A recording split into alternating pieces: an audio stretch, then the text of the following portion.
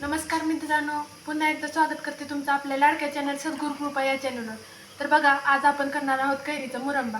तर आपण अशा कैऱ्या बाजारातून विकत घेतलेल्या आहेत. ह्या अशा 22 कैऱ्या आपण खिसून घेतलेल्या होत्या आधी, आणि त्याच समप्रमाणात आपण गूळ आणि इलायचीचा असं मिक्स करून पातेल्यात काढून घेतलेला आहे. आणि जो खिसला होता आपण कैरी, ती बघा आपण अशी कढईत काढून घेतलेली आहे. आणि खाली मध्यम आचेवर गॅस चालू आहे आपला. तर बघा, त्याला थोडं थोडं पाणी सुटत आहे. त्यात आपण गूळ ॲड करणार आहोत.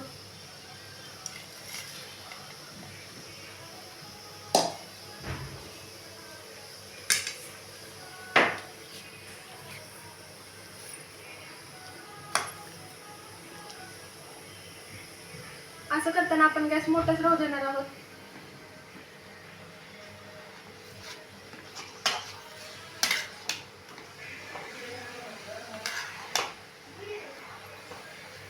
तर बघा, असं हलवून घेणार आहोत आपण.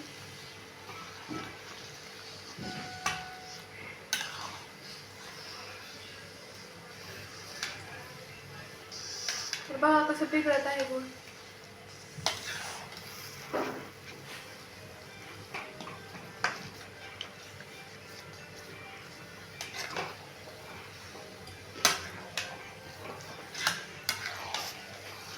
असं आपल्याला लोणचं खाऊन खाऊन कंटाळा येतो, त्यामुळे काहीतरी नवीन म्हणून आपण मुरंबा मुलांच्या डब्यालाही देऊ शकतो,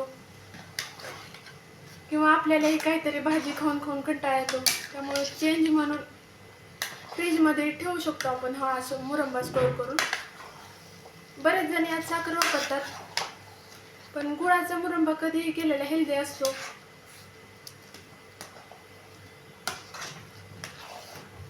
साखरेचा तसा छान लागतो, पण गुळाचा त्याच्यापेक्षा जास्त अप्रतिम लागतो. आणि हा मुरंबा असं नाही की 1च महिना टिकेल, 2च महिना टिकेल, असं काय नाही. वर्ष 1.5 वर्ष टिकू शकतो. एखाद्या वेळेस चुकून लाईट गेली, जरी फ्रीज बंद राहिलं तरी हा मुरंबा याला खराब होत नाही, असंच राहतो टिकून.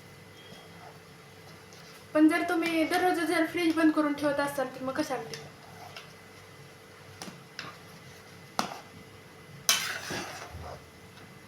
एवढी आपल्याला मात्र ह्याच्यात काळजी घ्यावी लागेल.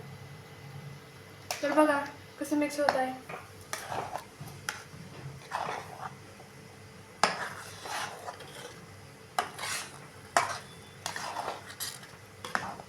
आता आपण ह्याला 5 ते 10 मिनिट यातलं पाणी नितळजीपर्यंत, म्हणजे कमी होईपर्यंत याला असंच गॅसवर हलवत राहणार आहोत.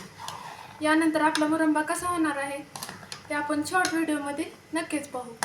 तर धन्यवाद. लाईक करा, सबस्क्राईब करा आणि अशा नवनवीन रेसिपीजसाठी कमेंट करा.